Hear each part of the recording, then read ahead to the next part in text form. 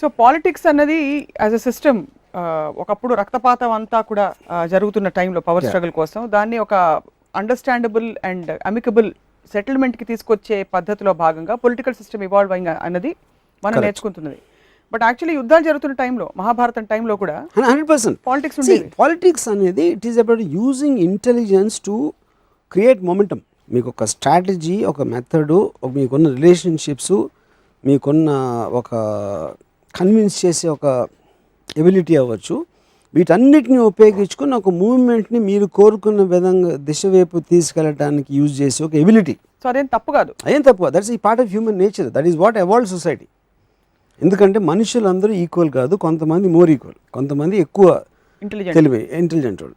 So వాళ్ళు తక్కువ minds ఉన్న వాళ్ళని మ్యానిపులేట్ చేసి ఒక వాళ్ళకి ఎజెండా కోసం యూజ్ చేయడం. ఆ ఎజెండా దేశం కోసం కూడా అవ్వచ్చు, ఒకసారి అవుతుందో కదా నేను అంటలేదు. కానీ వాడు పర్సనల్గా అనుకున్న ఎజెండాకి మిగతా వాళ్ళని వాళ్ళకి తెలియకుండా వాళ్ళని సైక్ చేసి వాళ్ళకి భ్రమ కలిగించో ఏదో ఒకటి చేసి నడిపించడం అనేది ద ట్రూ పాలిటిషియన్ డెఫినేషన్. అది నాకు.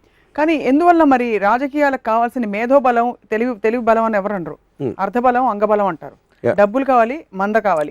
అది బేసిక్లీ జెలసీ నేచర్. పాలిటిషియన్ అంటే ఇప్పుడు ఎవరైనా ఒక పెద్ద పొజిషన్లో ఉన్నప్పుడు అంటే ఇప్పుడు ఫర్ ఎగ్జాంపుల్ ఒక చాలా పెద్ద పాలిటిషియన్ ఉన్నాడు, ఆయనకి 1,00,000 కోట్లు ఉన్నాయంట అని చెప్తారు. 1,00,000 కోట్లు దోచేసి అంటే 1,00,000 కోట్లు ఈడికి రాలేదని జెలసీ, కానీ వాడికి 1,00,000 కోట్లు వచ్చినాయి అది ఇది కాదు. బికాజ్ ఇతనికి అలాంటి పొజిషన్లోకి వచ్చే ఎబిలిటీ కానీ కేబిలిటీ కానీ ఉండదు. ఇతను 1,00,000 కోట్లు కాదు, 5 కోట్లు వచ్చే పని ఇచ్చిన 5 కోట్లు వచ్చే పని చెప్తే ఆ 1,00,000 కోట్లు చేసే దానికన్నా 100 రెట్లు ఎక్కువ he will do mistake, he will do anything. అప్పుడు నా ఉద్దేశం ఏంటంటే పాలిటీషియన్ని మనం ఎంత బ్లేమ్ చేస్తామో ఆ బ్లేమ్ అనేది డెఫినేషన్ తీసుకుంటే ఓటరు పాలిటీషియన్ కన్నా 100 రెట్లు నికృష్టిలో ఉంటాడు. సో ఇప్పుడున్న సమకాలీన రాజకీయ వ్యవస్థపై what is your comment? Indian politics ముఖ్యంగా what kind of perceived change have you seen? Common పీపుల్కి I think it's irrelevant. Entertainment కోసం తప్పిస్తే పాలిటిక్స్ అనే దానికి మీనింగ్ లేదు.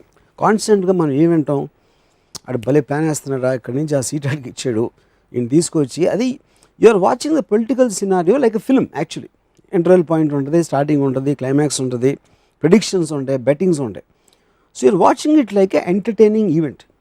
దాని మూలాన మీకు డైరెక్ట్గా మీ లైఫ్ స్టైల్ ఏంటి, బడ్జెట్లు ఏంటి, లేకపోతే ఏదైనా పెరుగుతుందా, కరెంట్ వస్తుందా పోతుందా అనేది it's an experience the people are having. అంతే. ఇప్పుడు కేసీఆర్ ఉంటేనే కరెంట్ పోయిందా, చంద్రబాబు ఉంటే వచ్చేదా, బీజేపీ ఉంటే ఎక్కువ వచ్చేదా తక్కువ వచ్చేదా, nobody knows. That is the situation of the particular time. Yeah. So ఒక మనిషి లేకుండా ఇంకో మనిషి ఉన్నందుకు విజిబుల్ చేంజ్ అనేది ఉండదని నా feeling. That's a course of happening of evolvement of society. No single political leader can do anything. ఎవరు మార్చలేరు. వాళ్ళ పొజిషన్లో ఉంటారు అప్పుడు ఆ పర్టికులర్ టైంలో జరిగినప్పుడు. Yes, there can be decision which will go wrong, which will go right, అన్నీ అవుతాయి. అంటే పాపులిస్ట్ స్కీమ్స్, ఫ్రీ ఇది ఇస్తాం, ఫ్రీ అది ఇస్తాం అనేది ఒక మాట్లాడటం ఉంటుంది. కాబట్టి it will create illusion that it is getting better, but it will be getting better the expense of something else going wrong. అది మనం చూడడం. అది ఓవరాల్ డెవలప్మెంట్ అనేది it is a natural course of evolvement of a development. But not dependent. ఎవరన్నా కూడా decision తీసుకోవాల్సి వస్తుంది ఆ పర్టికులర్ టైంలో. ఈ టైంలో వీడు ఉన్నాడు కానీ తీసుకున్నాడు, ఇంకోళ్ళు ఉన్నా కూడా అదే డెసిషన్ తీసుకుంటారు in months or whatever డిఫరెన్స్లో. కానీ అతను తీసుకున్నాడు కాబట్టి అతనే మనకి ఇచ్చేసాడని మనం అనుకుంటాం. కానీ అలా జరగదు, అలా జరగదు, ఎక్కడ జరగదు. కానీ అలా చూస్తే మనకి individuals who have change the course of ఇండివిజువల్స్కి మనం మెరిట్ ఇస్తాం. అంటే నా పాయింట్ ఏంటంటే, ఇప్పుడు suppose Manmohan Singh is a great finance minister, ఆయన ఉన్న టైంలో రిఫార్మ్స్ జరిగినాయి అని చెప్తారు. అంటే మన్మోహన్ సింగ్ లేకపోతే రిఫార్మ్స్ జరిగి ఉంది కదా, అఫ్కోర్స్ జరిగింది, సేమ్ ఎట్లాగే ఇలాగే ఉండేది. So it can be the decision of one individual. They are all doing their jobs in a systematic aspect. అప్పుడున్న ఎకనామిక్ కండిషన్స్లో అంతకుముందు చేసిన మిస్టేక్స్ ఏంటి, ఇప్పుడున్న పరిస్థితి ఏంటి, మన గ్రోత్ ఇలా ఆగిపోయింది, ఇలా పెరగాల, ఇలాంటి ఉన్న డిమాండ్స్ మూలన మీరు పాలసీలు చేంజ్ చేసుకుంటారు. ఆ పాలసీని అనౌన్స్ చేసేవాడు పర్టికులర్ టైంలో ఒక మనిషి ఉంటాడు. అది మళ్ళీ ఇట్స్ మ్యాటర్ ఆఫ్ ఛాన్స్.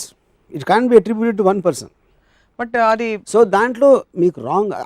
అదే మన్మోహన్ సింగ్ ఏం ఇంటెలిజెంట్ ఫ్యాంటాస్టిక్ మనిషిని మనమే అన్నాం అని తర్వాత అసలు ముమ్మని కూర్చుంటాడు, అసలు మాట్లాడు ఏంటి, ఇదేం prime minister, is embarrassment to India అని కూడా మనమే అన్నాం.